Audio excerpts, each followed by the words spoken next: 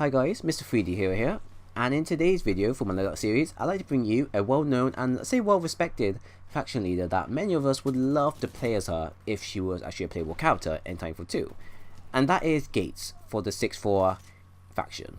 Now Gates is a well-known, respected leader of the faction, the 6-4. Now this group is a mercenary group that works for the highest bidder, but they only fight the good fights. Fights that don't involve killing civilians, or something that's going to involve killing a bunch of people that won't be able to fight back.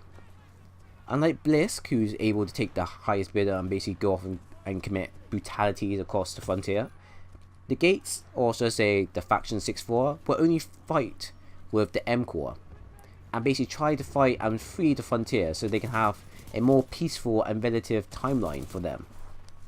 And I'll probably say this is kind of my most favourite faction leader, simply the fact that she kind of encourages you to fight on, and the fact that she kind of makes you sound like a 6-4 member is quite something unique. And I would love to see in the near future for us to actually play a mission with the 6-4, kind of like a sneak-in or a reconnaissance mission, where you're a new 6-4 member who's basically been indoctrinated into the group, and basically learning the ropes, learn a bit about the family, the history, and learn about why they're actually fighting this fight, why they're actually a faction, and actually who is Gates, because I don't think anyone knows who Gates truly is and what's underneath a helmet. But anyways, enough about my fantasies. Let's go into the main loadout, what I currently have to present to you. So for Gates, I decided to go with the Grab class. Now this is simply because of her main faction leader multiplayer skin that is currently shown. She did have the Jack Cooper skin before, but that was changed because of the fact that one, it was just copy and paste, and two, it didn't seem right considering that in a campaign she had a completely different skin, while in the multiplayer she just had the Jack Cooper skin, and that didn't feel right, so they decided to change it, and it looks a bit more better now. It actually suits her.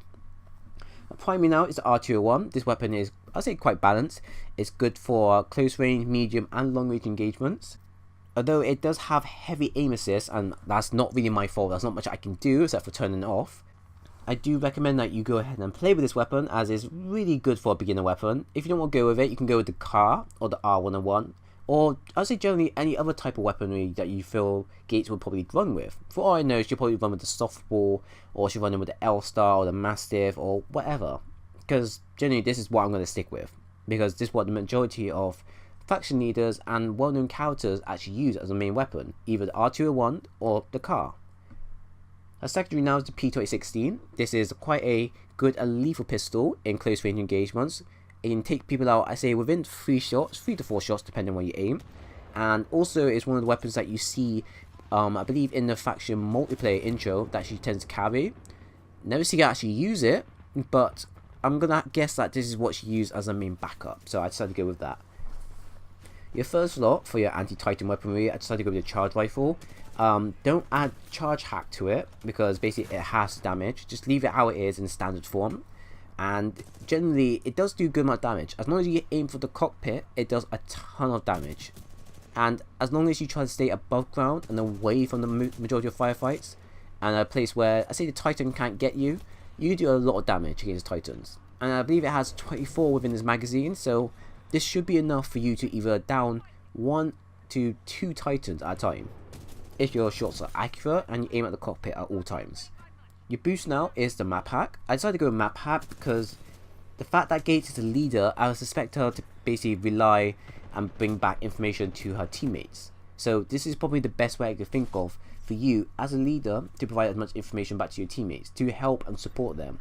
Because you can't help a team and be a leader if they don't know what's happening. If you bring back information for your team to know what's happening, they can push up, or you can push up, and you can be as strategic as possible when you're using this. Depending on your scenario, sometimes it may work in your favor, sometimes it may not, depending on the type of players you have. But if you have really good and well coordinated players, this can be a game changer. Your Titan now, I decided to go with Monarch. I'll say now, for Monarch you can basically go with whatever type of perks that you feel you're comfortable with. I decided to go with these ones as currently shown on screen. They tend to work out quite fine for me, and it allows me to kind of play a very aggressive playstyle, something that I think kind of fits Gates as well, because Gates, as much as she's a leader and a strategic leader, I see her being quite aggressive with a playstyle once she understands and knows what she's up against and how she can counter them.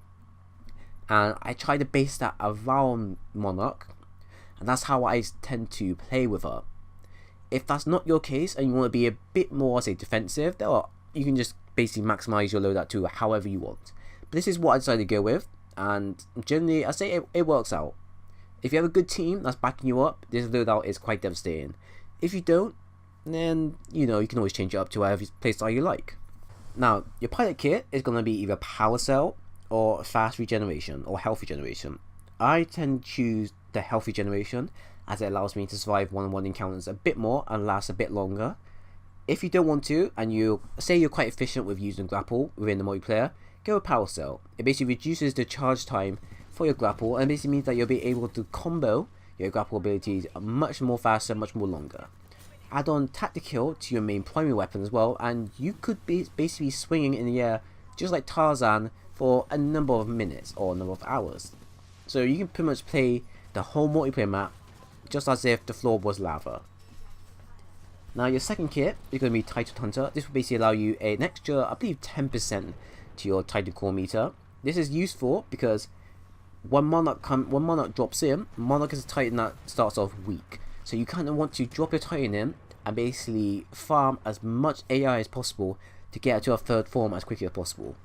You can always wait till your friendlies come, but I find that if you're on the field with Monarch as quick as possible and you kill AI and kill pilots that are unexpected from you, you'll be able to get your third form and basically provide and devastate the enemy team to the point of where your friendlies will be able to drop their Titans in, and then you can come in and basically finish up from there. And from that point there, you should be high enough to where you either be MVP and you should generally be, winning overall. And lastly, your ordinance now is going to be the frag grenade. Quite good blast radius, allows to go in small encramped areas, and is great for clearing out areas that you think enemies could be camping and hiding in. Especially those AWOL players that tend to block up doorways and basically, stay there and basically fire upon you the moment you can't escape. With this weapon here, or say this ordinance, its blast radius should be so lethal that if you plant it and throw it at the right time, it could blow up above the head and basically net you a number of kills, since a lot of players tend to use the AWOL the moment they get the chance. Now, in terms of playing Gates overall on the multiplayer, I tend to recommend that you plan out your attacks.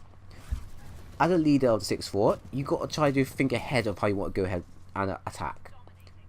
Now, you can go ahead, use your grapple and be aggressive as possible, but you kind of want to help and support your teammates. You need to give your teammates that extra oomph into pushing up with you, because it's easy to go in the solo queue and basically go up against a number of players and wreak havoc. But if you want your team to basically steamroll the other side, you need to basically provide them as much information as possible. That means you kind of got to be a target for them.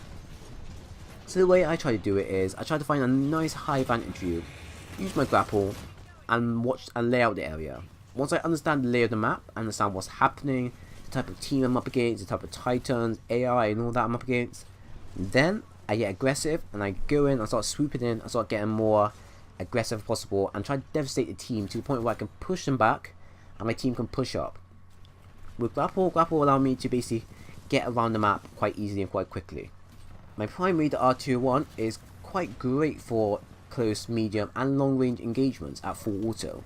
So it's quite wise to try to be aware of where you're firing and how effective and how quickly you can drop a person within a mere amount of seconds. If you aim for the head using the R201, you'll probably have enough ammo left over to take on, say, another 2 or 3 more players. If you do that and you're quick enough, that's it, your teammates can push in and basically help you. You do have your secondary though in case of a, let's say, tough situation. So if you do run out your main primary weapon and you get into a tough situation where another 2 more enemies are coming, you can then take out your P2016 and pretty much clean up from there.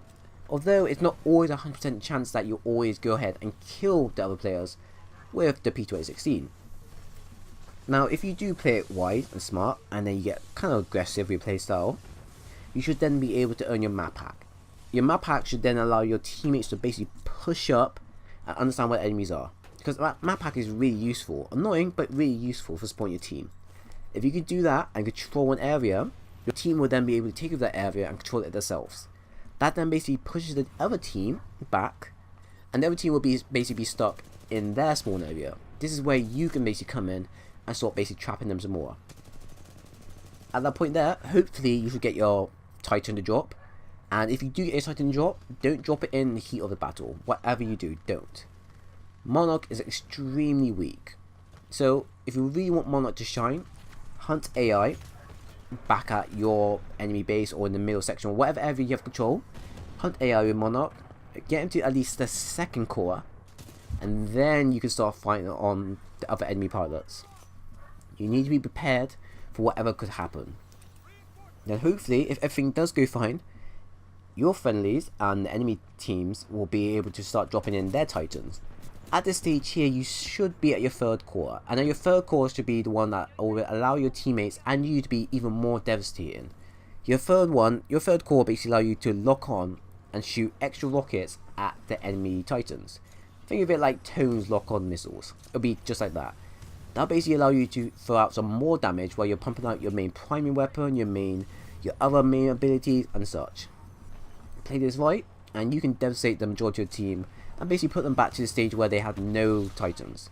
If you can wipe out the enemy team's Titans before they can all drop, or just wipe out the enemy team's Titans before they get a chance to actually get a grab onto the specific section of the map, that's it, you've won whatsoever.